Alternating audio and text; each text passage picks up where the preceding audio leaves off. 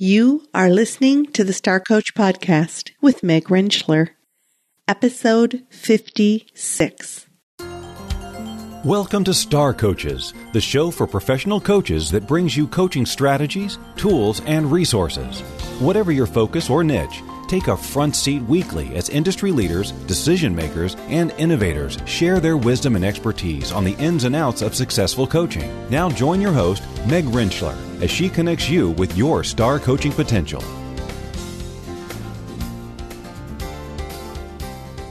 Welcome to the Star Coach Show. I'm your host, Meg Rentschler, and in our commitment to you at the Star Coach Show, I want to continue to provide different strategies, tools, and resources that you can use in your coaching, whether that is specific to skill development or service delivery, the way that we reach and deliver our services to our clients, or in the different kinds of services that are available to us as clients.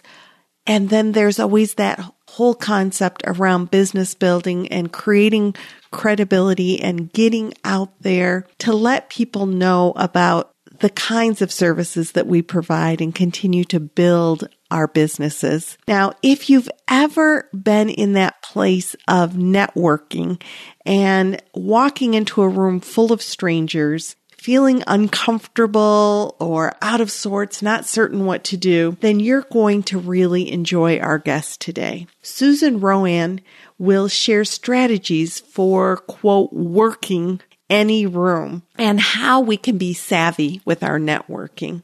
Susan's been named by Forbes.com as one of the expert network gurus of our time. She is in demand as an international keynote speaker, and for over 3 decades, she shared her message of how to connect and communicate with audiences worldwide.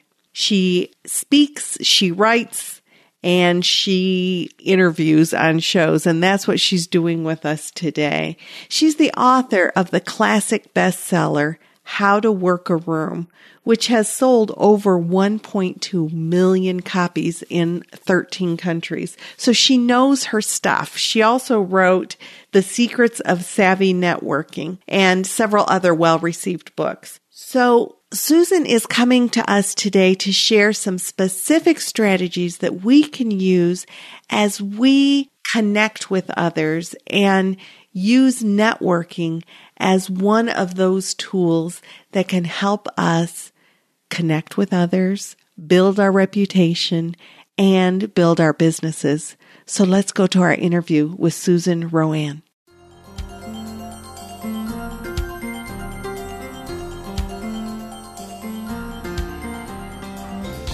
Please join me in welcoming to the show today my guest, keynote speaker, best-selling author, and mingling maven, Susan RoAne. Welcome. It's so good to have you here. Oh, Meg, this has just already started to be fun before we started. We will share some, including your powerful book. So you first wrote How to Work a Room over 25 years ago, correct? Yes, this November, the book will have its 28th birthday.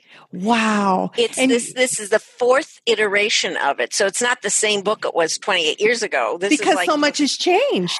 So much has changed, Meg, but in reality, people have stayed the same in that we still want to walk into any event. We still want to meet people. We want to be comfortable. We want to make friends. We don't want to worry about spinach in our teeth. Hey, I've got the solution for that for all you health nuts. Don't eat spinach. That's my big takeaway. But really, in that way, we haven't changed. What has changed, and unfortunately has changed our behavior, is technology. So how do you then work in the concepts of changing technology into how somebody works their networking and the concepts that you teach? Well, having been a 6th grade teacher, I say things like, put your cell phone and smartphone away. Don't take it out. I even did this at a talk I gave, in Silicon Valley, 1,000 people in the room. Before the talk, I go around just to, kind of see the audience. 2 guys in the back are, texting. And I looked at them and said, if you don't put that away, I'm putting you in the corner. And this guy looked at me. I said, hey, I'm a former teacher. And he goes, oh my God, my mother was a 2nd grade teacher. And he put his phone away. First of all, we have to make people aware that it's bad manners.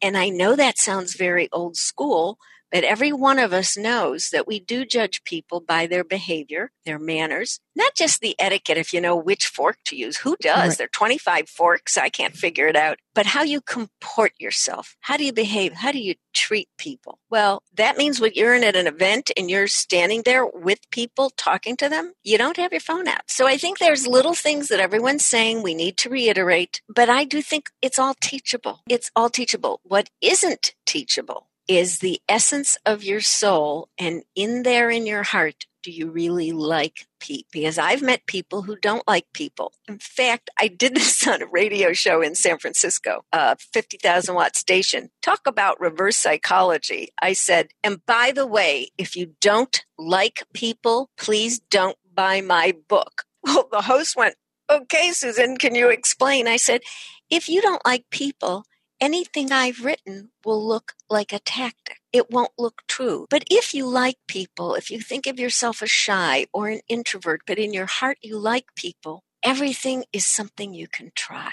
So let's talk about some of the things in how to work a room that create the things that we might want to try. I mean, what are some of the basic premises of your book? The first one is, I call this, we have to remedy the roadblocks.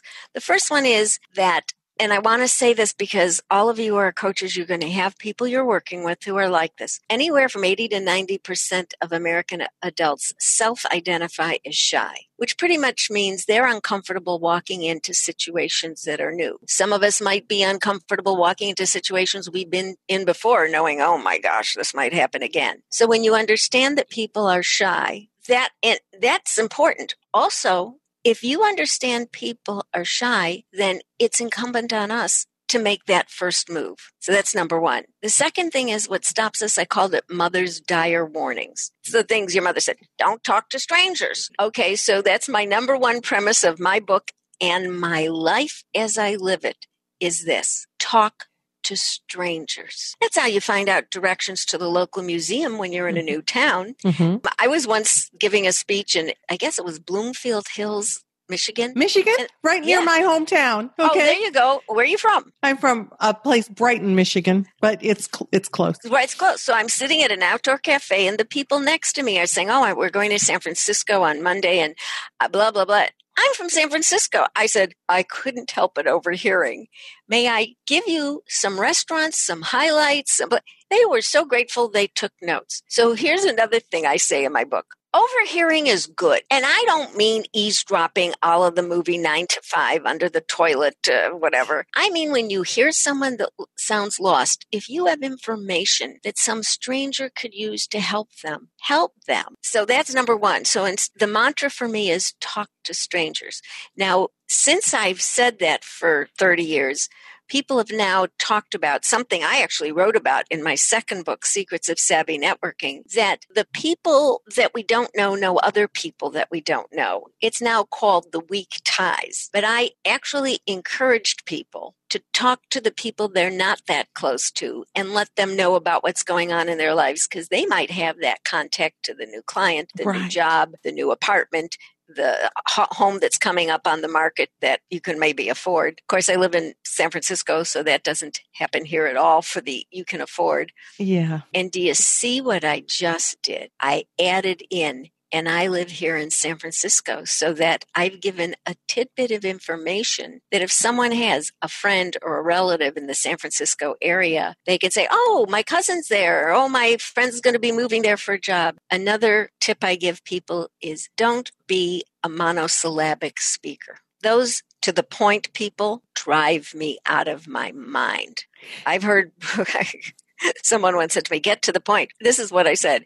Really, if I knew the point of the story, I wouldn't have had to say it to you. I need to hear it out loud. And that's what coaches do. They help people say their story so they can hear the answers. So talk to strangers. And if we're actually networking, we want to talk with strangers. If we're at a networking event, what point would there be if you didn't talk to strangers? Well, and that's the other one. I want to give you something that's I guess you could call it my big emphasis. Knowing how to work a room is very different than being a good networker. I think people use the umbrella term where there should be no umbrella. They are two distinct skills and they intertwine, and together they're magnificent. But you can be great at working a room. I wrote about it. We've seen these people. They're so much fun to be around, great conversationalists. They want nothing to do with you after. They're just there for the good time. They don't want the obligation. They're not going to follow up. They don't even come with cards because they don't want to follow up. And then there are people who are great at networking. They do what they say they're going to do when they say they're going to do it. You're going to get the article. You're going to have the e-intro in your mailbox within 2 days. They are great networkers. They listen. They follow up. They're matchmakers. I know people now call them connectors because of Malcolm Gladwell's book. Because of Secrets of Savvy Networking, I call them matchmakers. In fact, I have a whole chapter called Matchmaker, Matchmaker, Make Me a Match, but I changed it to Networker, Networker, Make Me a Match. Those people are great networkers, and the idea of walking into a room full of people can still be daunting for them. Right. So that's the proof. And I wrote 2 separate books, 300 pages a piece, no repetition. So what you want is the combination of being able to socialize, circulate, mingle, plus really high-level, nuanced networking. There are a lot of people that do networking, but they're at that basic level that they don't understand the savvy part of it, the nuanced part that really shows that you have wisdom, that you have street sense, that you have people skills. So what are some tips you would give for somebody to be savvy in their interactions? Number 1 is take the focus off yourself. So key.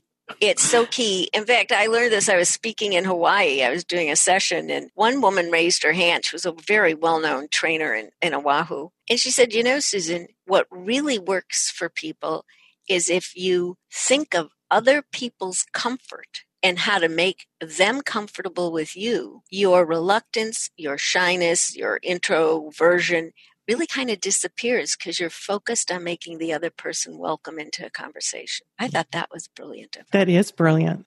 So that's one tip. I want all our listeners or viewers to write this down.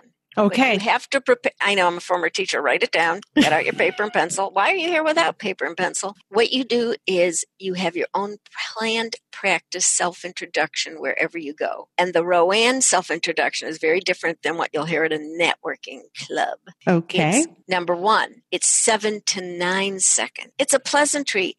Oh, it's so nice to meet you. What brought you to this event? Or, gee, so-and-so said I had to meet you. I'm so glad I found you and located you. Or if it's an event that has our hors d'oeuvre saying, that hors d'oeuvre looks delicious. How many calories do you think it has? Now, I know some people are saying, well, that's small talk. And we're going to get back to that. Small talk is the most important talk we can do. It's how we find out what we have in common and who we have in common. And by the way, here's big talk. Gee whiz, the Napa and Sonoma are burning. The floods are killing people in Puerto Rico. There's famine and poverty. That's big talk. Not how you start a conversation with a beverage in one hand and an hors d'oeuvre in another. You start with small talk and build. So we're going to go back to the self-introduction. 7 to 9 seconds. It's a pleasantry. Second trait, it's linked to the event. How you introduce yourself at a corporate event, at a holiday event, whatever holiday it is you're celebrating.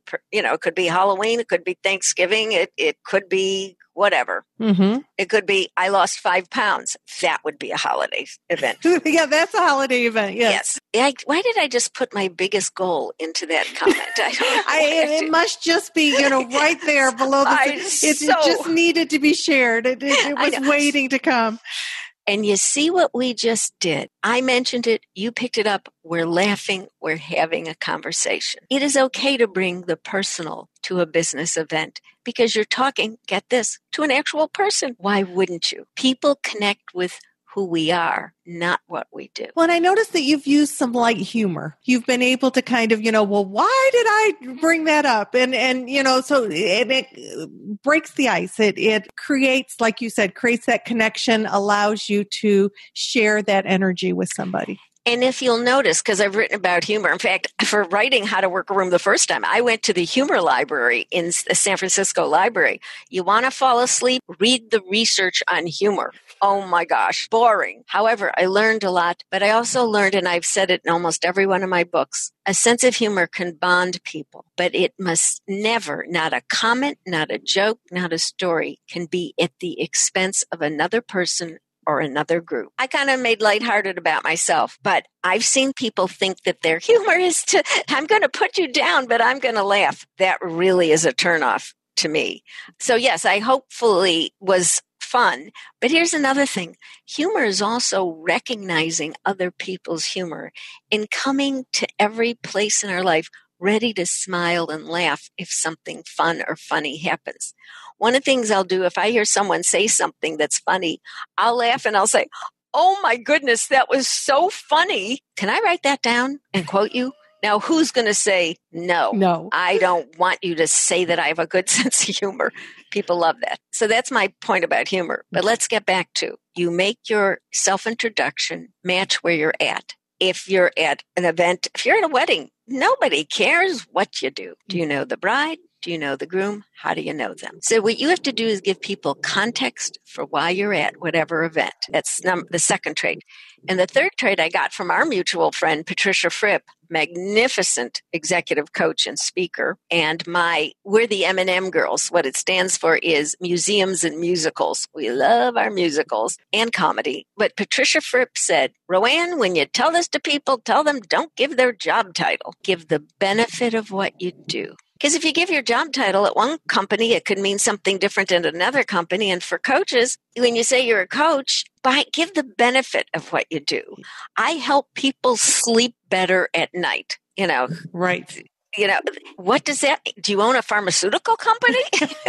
But it gives people a chance to ask you the first question. They feel they've started the conversation, and then you're in a dialogue. And then here's the magic. And then a little bit into that where you're explaining what you do, stop, take a breath, and say these magic words. And what about you? If you say, what do you do? Well, some people don't like their jobs, but Right. They love what they do as a volunteer. My friend never talks about her job. She talks about her work with suicide prevention. But when you say, and what about you? It allows them to make a choice. And Exactly. Coaches should certainly be good at it. We want to keep our questions open enough that the person we're talking with decides the direction that's going to go in. Exactly. And then you pick up from there. So those are the three about your self-introduction. But if you know how you're going to introduce yourself at every event you go to, you're more comfortable. You feel prepared. Here's another one. If I hear one more person say, I'm way too busy to read a paper, there is no excuse in today's technology world to not know what's going on. If you don't know what's going on, you don't know what's going on in places around the world. This is a global economy. You never know when you're going to be on a webinar or something with someone from Asia or Europe or the Middle East. Read, listen to the news, get it content curated on your phone. And then you can know also the baseball scores, the football scores, and basketball scores, and new movies. So all these things would help you, just be a better informed human being and world member. But also, if something were to come up while you're in the room or meeting people, you're better equipped to be able to kind of respond and share and explore. And we're talking about every room that a coach is in is full of potential clients and even more so potential referrals. So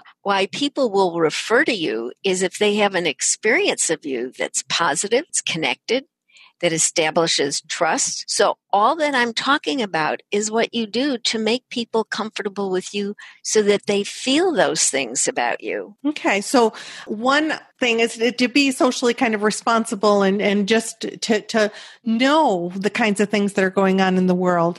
You mentioned earlier that we were going to circle back around to small talk. And I'm wondering what tidbits you have hidden away about small talk. Number one, I said it, I'll say it again. It's the biggest talk you can do. Number two, when I go to any event or anything, and now what you do in your coaching practice to start with big things is one thing, but even so, the first time you meet a client, you don't start with like their worst possible nightmare.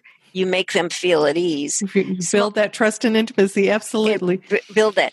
But small talk is how we build it. That's how we find out what and who we have in common, which is what I said. But you have to come with the idea that the people in every room are going to be good people, that they're going to be fun. And here's the tip that sounds totally Pollyannish. The number one goal in going into every room is not what you think it is. It isn't, I have to meet 5 people. I need to come away with 3 cards. No. It's to have a good time. And I'll tell you why. When you have a good time, you're smiling. If you're smiling, you're easy to approach. You're approachable. If you are having a good time, the room works you. And people are going to be drawn to you. And when you approach people, they're more welcoming.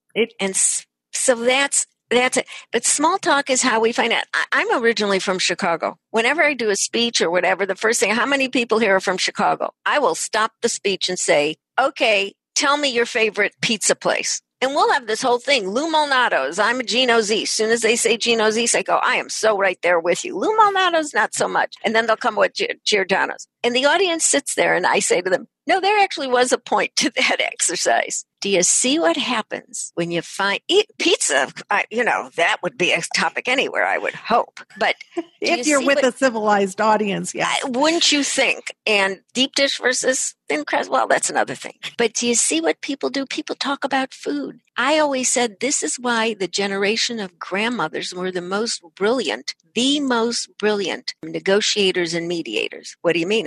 What do you mean? My grandmother, worked in a match factory. She escaped from Russia.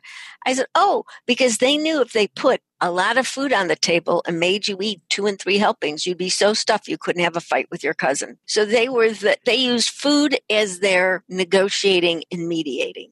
We talk about food. We talk about our connections. We talk about where we're from, what we're interested in. We have kids. We have pets. We have in-laws. We have parents. We went to school. We went to camp. We like teams. So what do you see as small talk opening up? What doors does small talk open up for people? Well, the doors it opens are the doors to big talk. So start with this. It was given to me by a gentleman who called into a public radio, an NPR station that I was speaking on. And he said, he sounded quite a bit older. And he said, when we were growing up and go to the town for our dances, we had a saying, because he was on a farm, the roof is the introduction. I've added that in several books, in all my presentations. When you're in the same room, you already have something in common. It's the gift horse of conversation. Mm-hmm.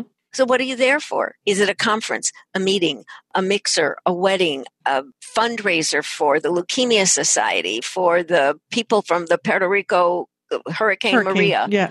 You already have something in common.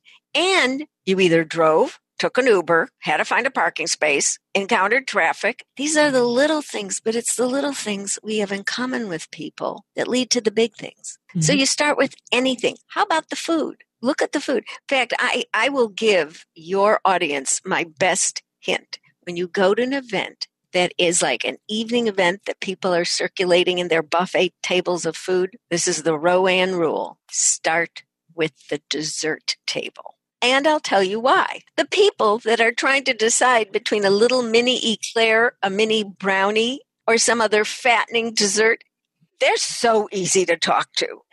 You can talk about food and how many calories, and that looks delicious. And I know the vegetarians aren't going to like this, but I have never found that same openness at the cut up vegetable table. Good to know. So start with the low-hanging fruit, which is around the desserts.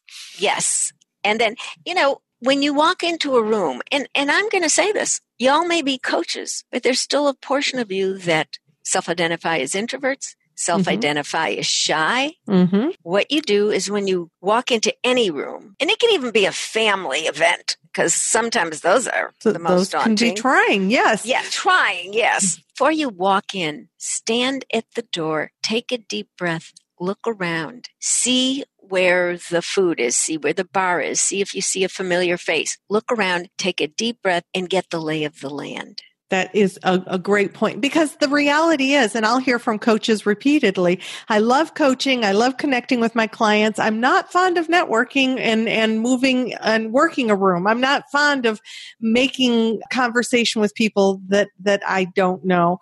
And yet you're saying that there's some real, not only benefit to that, but there's some tools and techniques that we might be able to use to make that much easier and begin to open up. Now, I will say, in all the years that I've been in business for myself, which is now 30, whatever, the relationships that I've developed through beginning with small talk, with beginning just creating the relationships, is what I've built my business on. And I would agree. And I would say that Meg and I talked about this earlier, but I will tell you, 4 of the dearest people in my life over the last 32 years are people I've met either on airplanes or in an airport. And we bonded because of a funny comment.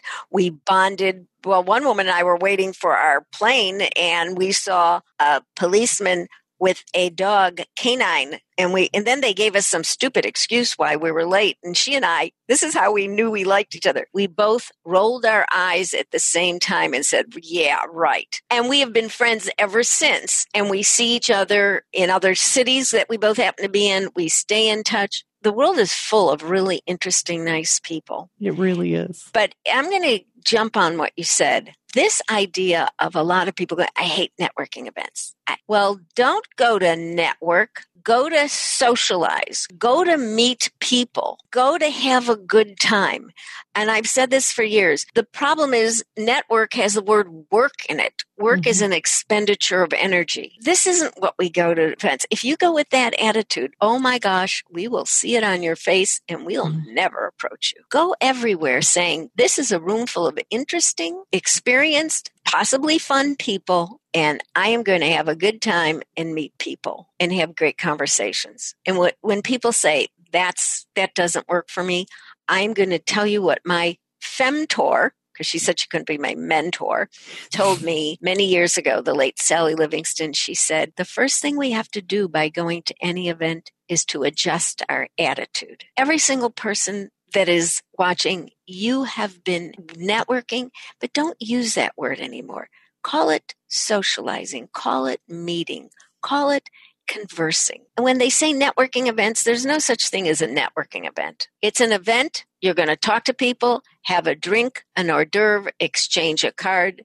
So I am curious, what if you had to identify just one piece of information you want people to walk away with, that if you forget everything else I said, this is something that is just key. I want all of you to remember. Go everywhere. And I learned this from Dr. Del Shealy, who wrote this article in Success Magazine in 1985. And I always give her credit. Learn that from me. Always give credit and attribution. Always act like the host. Don't act like a guest. Feed me, bring me a drink, tell me amusing stories, make me have a good time, introduce me around. Always act like the host, even if your name isn't on the evite or invite. Make other people comfortable with you. Welcome them. Introduce them to other people. In fact, most CEOs that have been in my sessions have said that's the number one tip, and read my book, that they found helpful. Act like the host wherever you go. You take the onus off yourself and you make other people feel important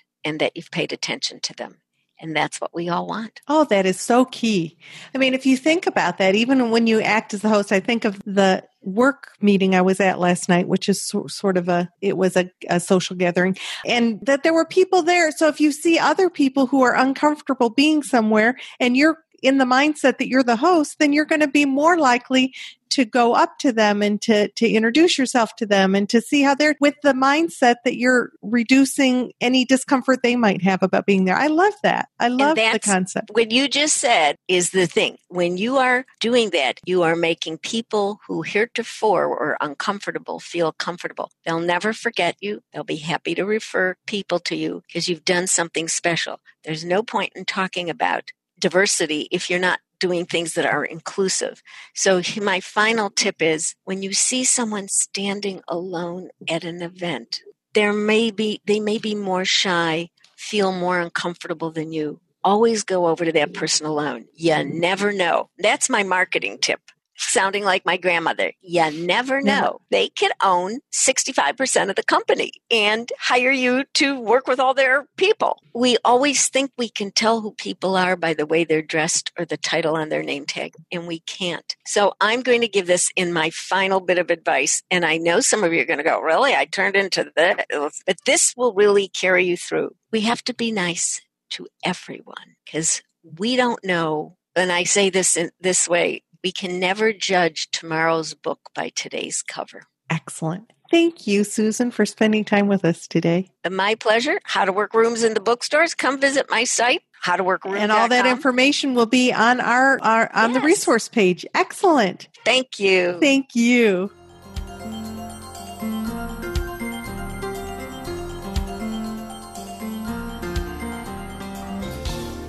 As with so many things that we talk about here on the show, it seems to come back to being authentic and genuine and being our best self in whatever arena we're in. I hope you enjoyed our interview with Susan RoAne. If you'd like to know more about Susan and the resources that she's offering, visit starcoachshow.com and go to our resource page. You might also sign up for the ongoing book giveaway when you are on our site, as well as check out information about our Star Coach member community. This is Meg Rentschler wishing you the very best for your coaching success. We'll see you next week.